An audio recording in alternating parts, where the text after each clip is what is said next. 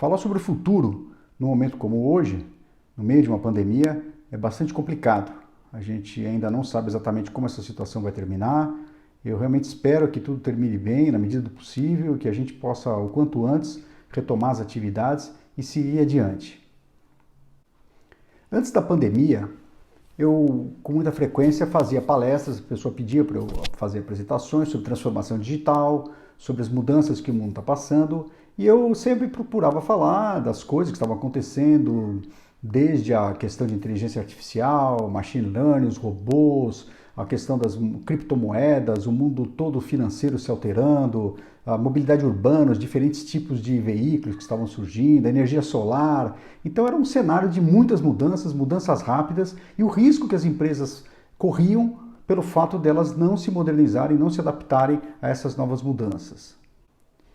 E no centro dessas mudanças, a China vinha desenvolvendo um papel primordial. Ela completamente na frente dos outros países em vários aspectos tecnológicos, desde o 5G, que praticamente dominou essa tecnologia, até mesmo nas questões dos pagamentos. A China é um caso interessante que ela pulou a fase do cartão de crédito. Ela, quando começou a fazer a inclusão da sua população no mercado formal, ela, em vez de fazer que todos abrissem conta em banco e tivessem seus cartões de crédito, em vez de fazer por isso, ela foi direto para os pagamentos através do celular, com QR Code.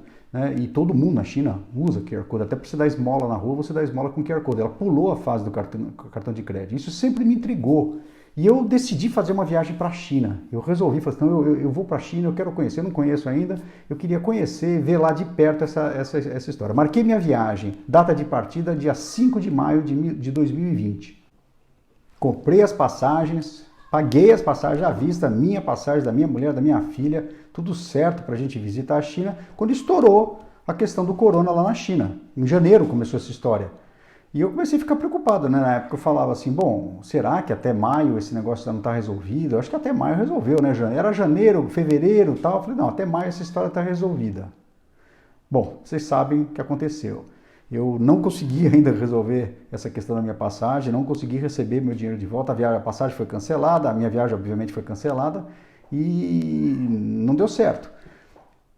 E o mundo virou de ponta cabeça. De repente a gente está numa situação completamente atípica, é uma situação única na história da humanidade, eu acho que é uma história recente, acho que na história mundial mesmo, do mundo inteiro parar no mesmo momento, e a pandemia ser o problema que está na cabeça de praticamente todos habitantes do planeta o tempo todo. Essa é uma situação realmente única.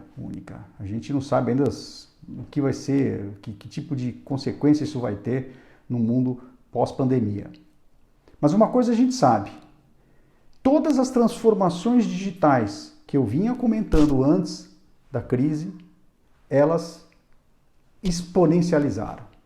Todas as transformações que vinham acontecendo num ritmo, né, a gente esperava que fosse ocorrer uma exponencialização, né, mas a gente esperava que isso seria de uma forma natural. O que aconteceu com a crise do Covid? A crise ela catalisou isso, ela catapultou isso. Quer dizer, hoje todas as pessoas, de uma maneira ou de outra, tiveram que se transformar digitalmente. Pessoas que não tinham o hábito de fazer conferências, reuniões usando aplicativos de encontro virtual, tiveram que aprender a usar isso daí. E o engraçado é que antes, quando você fazia uma reunião virtual, você tinha que tomar um cuidado, tal, né? Fechava a porta, não podia fazer barulho, né? Hoje não, hoje a situação é diferente. Hoje eu participo de reuniões, a pessoa está de camiseta do outro lado, não está nem aí passa o cachorro, passa a mulher, passa a criança, e todo mundo acha normal. Por quê? Porque é normal. Isso é normal. É o novo normal que se fala. Então, o que aconteceu foi isso. A gente entrou numa fase acelerada de transformação digital. Mais do que nunca, a transformação digital entra para o tópico número 1 da agenda de qualquer empresa. Então, às vezes, o pessoal me pergunta, poxa, Maurício, como é que eu faço então a transformação digital na minha empresa? E tem um fator muito importante que às vezes não é considerado.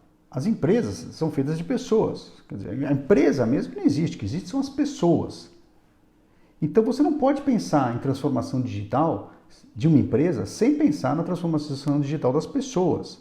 A transformação digital, antes de qualquer coisa, é uma questão cultural.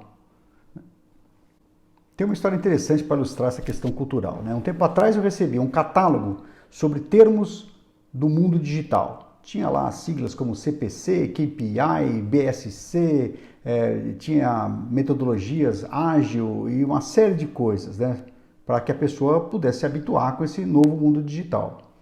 Mas o que era curioso é que o catálogo estava impresso em papel. Quer dizer, eu não consigo acreditar muito num catálogo de transformação digital feito em papel, quando o catálogo não está digital, né?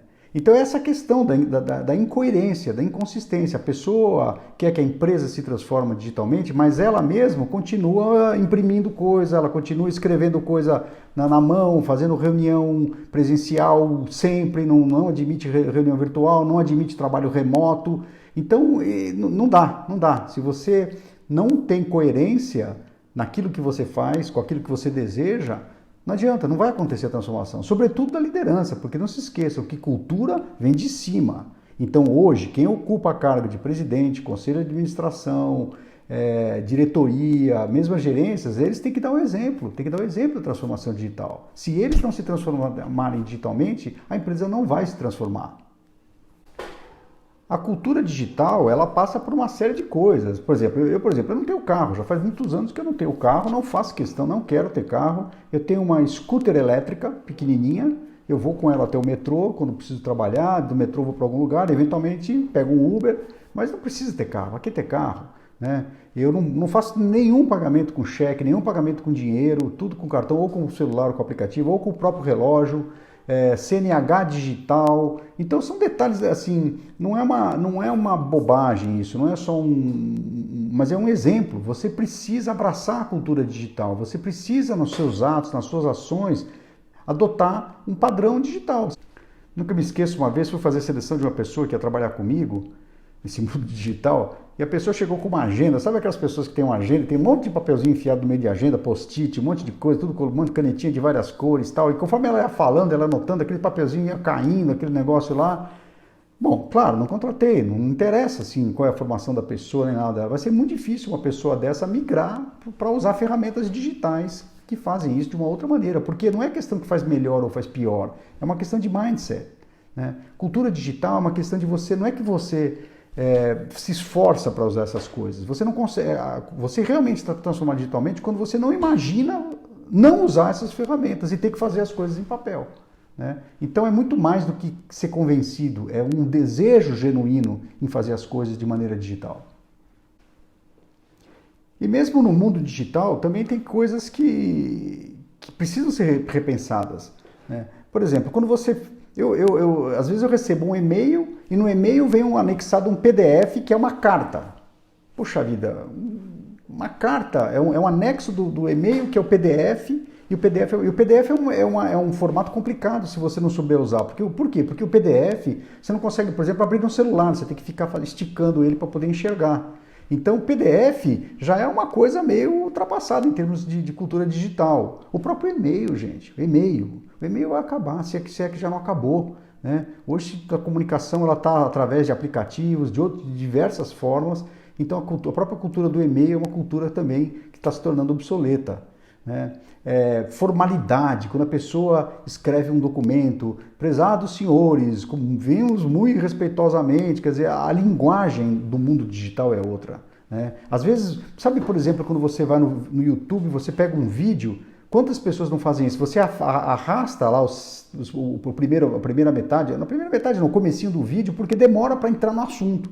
Por que eu não começo já direto no assunto? Por que você tem que avançar? Porque aquele comecinho é chato. Tudo isso é cultura digital. Ser mais direto, ser mais objetivo, evitar desperdício, né? Por isso que essa questão ecológica, ela tem muita sinergia com a questão do mundo digital, porque você não tem que desperdiçar, você tem que focar naquilo que é relevante, naquilo que é importante. O caso da pandemia, ele deixou muito claro isso, né? As pessoas que não sofreram com essa... claro que a situação da pandemia é uma situação complicada, todo mundo sofre com ansiedade, isso não é disso que eu estou falando. Eu digo assim, o fato de ter que trabalhar remoto, ter que usar ferramentas digitais para trabalhar, quem sofreu com isso é porque não estava preparado digitalmente. Para mim, isso foi zero. Eu já trabalhava em casa, já usava as ferramentas, já fazia conferência, não mudou praticamente nada na minha rotina de trabalho, praticamente nada. Claro, assim, às vezes eu ia no cliente fazer uma reunião e tal, agora isso está um pouco mais limitado. Mas aquelas pessoas que tiveram grande dificuldade em se adaptar nesse nessa forma de trabalho durante a pandemia, são exatamente aquelas que não estavam preparadas culturalmente para a transformação digital. Não tinham fluência digital. Acho que a palavra fluência digital define muito bem essa questão para o mundo da transformação digital. A pessoa precisa ser fluente, ela precisa saber, a conferência é no Zoom, é no Hangouts, sei lá, no Skype, no WhatsApp, não importa, ela vai saber usar, não importa, porque ela conhece essas ferramentas, a pessoa tem domínio nisso. A fluência digital é uma necessidade para esse mundo. E essa questão ela é particularmente importante para a alta liderança. E quando eu digo alta liderança, eu digo C-level e conselheiros, né? Particularmente isso, né? Eu vou dar um exemplo. A minha formação, apesar de trabalhar muito com tecnologia, sou programador, escrevo código, mexo com machine learning, com inteligência artificial, gosto disso, todo dia estou escrevendo alguma coisa, Python, SQL, né, PHP, tudo isso eu domino muito bem. Mas a minha formação, eu sou formado em medicina veterinária. Eu sei que pode parecer uma história, qualquer dia eu conto essa história. Mas quando eu fazia faculdade, eu nunca me esqueço das aulas de radiologia. Na radiologia, a gente ia lá no laboratório, o professor pegava uma chapa lá do raio-x, naquela época não tinha raio-x digital, mas o moço pegava a chapa e botava lá para a gente enxergar. E ele falava, tá vendo aqui, isso aqui tem uma fratura, aqui tem isso, aqui tem aquilo. E eu olhava aquele negócio e não enxergava nada. Eu falei, caramba, o que ele está vendo? Eu não estou vendo nada, não estou vendo nada. Né? Só depois de um tempo, conforme você vai educando o olho, você bate o olho no raio-x, você sabe, olha, isso aqui é isso aqui é aquilo, aqui é uma protusão, aqui nós temos isso, temos isso, né? Então, você começa a enxergar isso daí, mas demora, você tem que educar o olho para aprender a enxergar a coisa. E a mesma coisa acontece com a transformação digital. Quando você tem um presidente de uma empresa e você tem conselheiros que não têm fluência digital, ou seja, eles não sabem, não conhecem as ferramentas, o que acontece? Eles não conseguem enxergar, eles não conseguem ver as oportunidades. A pior coisa que acontece com uma empresa é quando na sua liderança mais alta, as pessoas não sabem o que não sabem. Ou seja, as oportunidades passam pela frente, elas enxergam, mas não veem. Não consegue identificar, assim como eu não consegui identificar aquela chapa de raio-x, as pessoas não conseguem, por quê? Porque não tem fluência digital e não tem cultura digital. Então não consegue tomar decisão, não consegue alocar uma quantidade de recursos necessária para determinados projetos, porque não enxerga que aquele projeto é importante, que aquele projeto é uma coisa que pode criar um novo negócio, criar uma nova oportunidade para a sua empresa. Então, gente, a mensagem principal é essa. Não se faz transformação digital sem que as pessoas se transformem digitalmente, sem que as pessoas abracem a cultura digital, abracem os hábitos digitais e alterem a sua rotina, alterem o jeito como trabalhavam, alterem a forma como conduziam os seus negócios, porque senão elas nunca vão enxergar as oportunidades e vão só fazer uma transformação cosmética, porque a empresa no interior não vai se transformar, né? Qual é a empresa que toparia fazer o seguinte? Olha, nós não temos mais impressora aqui na empresa, não vamos mais imprimir mais nada, né? Nós não vamos mais usar e-mail, nós só vamos usar outro tipo de comunicação, vamos criar uma rede interna, vamos usar um aplicativo interno de comunicação, né? São decisões complicadas, né? E o homework, as pessoas vão poder trabalhar remotamente, vai ter uma forma de gerenciar isso daí. Então esse é um desafio cultural bastante importante, mas tem que começar sempre com as pessoas. Transformação digital, antes de mais nada, é uma transformação cultural. Valeu aí!